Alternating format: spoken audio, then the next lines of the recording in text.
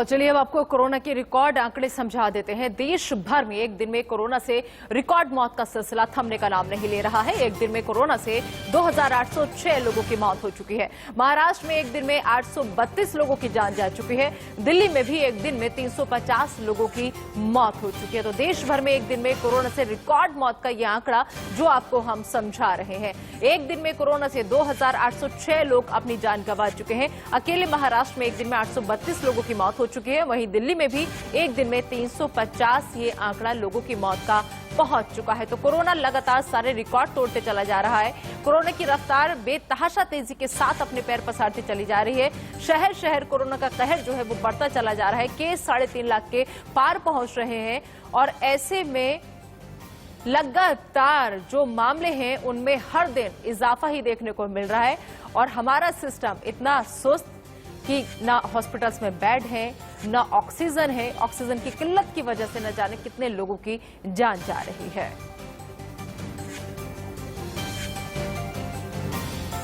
तो देश भर में एक दिन में कोरोना से रिकॉर्ड मौत का यह आंकड़ा आपको हम बता रहे हैं। एक दिन में कोरोना से 2806 लोगों की मौत हो चुकी है। यहां पर अगर अकेले महाराष्ट्र की बात करें तो एक दिन में 832 लोगों की मौत हुई है। दिल्ली में भी एक दिन में 350 लोगों की मौत हो चुकी है। तो देश के लिए एक एक दिन बहुत भारी है क्योंकि ये महामारी लगातार भयंकर रूप लेती चली जा रही है। बहुत ख्याल रखने की जरूरत है, बहुत एहतियात बरतने की जरूरत है। तो देश में 24 घंटे में कोरोना का ये आंकड़ा हम बता रहे हैं जो 3,54,000 पहुंच चुका है।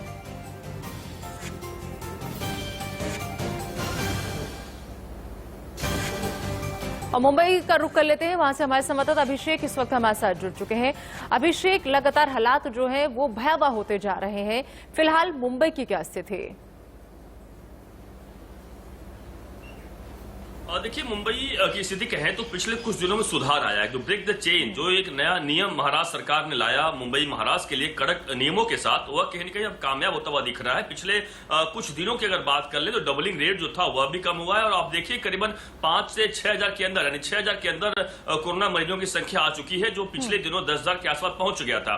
तो यह एक कह सकते हैं मुंबई करो के लिए एक अच्छी खबर है कि यहाँ पर जो स्थिति सुधार होती हुई दिखाई पड़ी, खासतौर से मुंबई की बात करें। और यहाँ पर मुंबई महानगर पालिका साफ साफ यह भी कहा गया है कि जो ऑक्सीजन की कमी थी, जो किल्लत थी, उसे भी दूर कर लिया गया। यानी मुंबई में कहीं पर भी ऑक्सीजन की दिक्कत नहीं हो रही। यानी सब कुछ मुंबई में सही तरीके से चल रहा है, ऐसा मुंबई के बीएमसी कमिश्नर का साफ साफ कहना है। लेकिन वहीं महाराष्ट्र के अन्य हिस्सों की बात करें तो वहां पर स्थिति सुधार होने का नाम नहीं ले रही है। पूरे महाराष्ट्र में कल के आंकड़े की बात करें 24 घंटे का, तो करीबन 67,000 के आसपास आंकड़े मिले हैं पूरे महाराष्ट्र में। और मौत का आंकड़ा भी 800 के ऊपर गया हुआ है। तो जाहिर सी बात है कि भले ही मुंबई में सुधार हो रहा हो, लेकिन मुंबई के पास के अगर इलाके की बात करें, पुणे की बात कर लें, नागपुर की बात कर लें, अन्य इलाके जो हैं लगातार वहां पे मरीजों की संख्या बढ़ रही है, मौतों का आंकड़ा लगातार बढ़ रहा है। और यही जरूरत है कि जो सरकार ने ब्रेक द चेन के लिए नया नियम बनाया है, जो कड़क नियम बनाया है, भले इसको लॉकडाउन का नाम नहीं दिया गया है, लेकिन लॉकडाउन जैसा इसे किया गया है तो उसका कड़ाई से लोग पालन करें, कड़ाई से पुलिस पालन करवा भी रही है ताकि सही तरीके से इसको कंट्रोल में लाया जाए, वरना स्थिति सच में हाथ से बाहर निकल जाएगी। बिल्कुल अभिषेक, बिल्कुल इस तरफ ध्यान देना है। अभिषेक, बिल्कुल इस तरफ बहुत सख्ती के साथ ध्यान देना है कि आखिर स्थिति कैसे कंट्रोल में हो, क्योंकि अगर देर हो गई तो वाकई भी बहुत कुछ हाथ से निकल जाएगा। राहुल दिल्ली से हमारे साथ जुड़े हुए हैं, राहुल का रुख कर लेते हैं। राहुल, दिल्ली में भी एक दिन में 350 लोगों की मौत का आंकड़ा सामने आया है। इसके अलावा ऑक्सीजन की किल्लत से लोग अभी भी जूझ रहे हैं। कोई समाधान होता नजर क्यों नहीं आ रहा? देखिए, कोई समाधान इसलिए नजर नहीं आ रहा है क्योंकि सरकार इसके लिए बिल्कुल भी तैयार नहीं थी। 350 मौतें हुई हैं दिल्ली के अंदर 24 घंटे के अंदर और 22,000 से ज्यादा केसेस आए हैं। मैं आपको ये भी बता दूं कि दिल्ली के अंदर टेस्टिंग कम हो गई है, इसलिए जो ये नंबर है ये काफी थोड़ा सा आपको कम लग रहा होगा, क्योंकि जो पॉजिटिविटी रेट है वो अभी भी 30 के पार है। यानी अगर आप 3 लोगों को टेस्ट करेंगे तो इस बात की पूरी संभावना है कि उनमें से एक कोविड पॉजिटिव निकले। ये बात तो रही दिल्ली की स्वास्थ्य सेवाओं की। अरविंद केजरीवाल ने, कल आप जानती हैं, जो लॉकडाउन है उसको 1 हफ्ते के लिए बढ़ा दिया है, ये कहते हुए कि उनके पास कोई और चारा नहीं बचा है, क्योंकि दिल्ली के अंदर जो हालात हैं वो सुधर नहीं रहे हैं।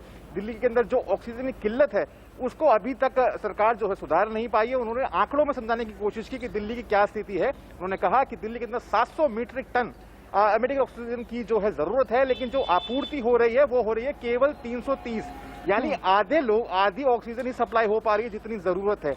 इस वजह से आप ये मान के चलिए कि दिल्ली के अंदर अगर लॉकडाउन खोल दिया जाता तो दिल्ली के अंदर जो हालात है वो विस्फोटक हो सकते थे। अगर लोगों को इकट्ठा होने दिया जाता तो ये जो केसेस आ रहे हैं 22,000 24,000 ये शायद 40,000 50,000 के पार भी बिल्कुल पहुंच आंकड़ा बढ़ सकते थे। सकता था, लेकिन टेस्टिंग नहीं हो रही, उसी हिसाब से ये आंकड़ा जो है इसमें कमी देखी जा रही है। ठीक है राहुल, अभिषेक, बहुत बहुत शुक्रिया आप दोनों का। आप दोनों भी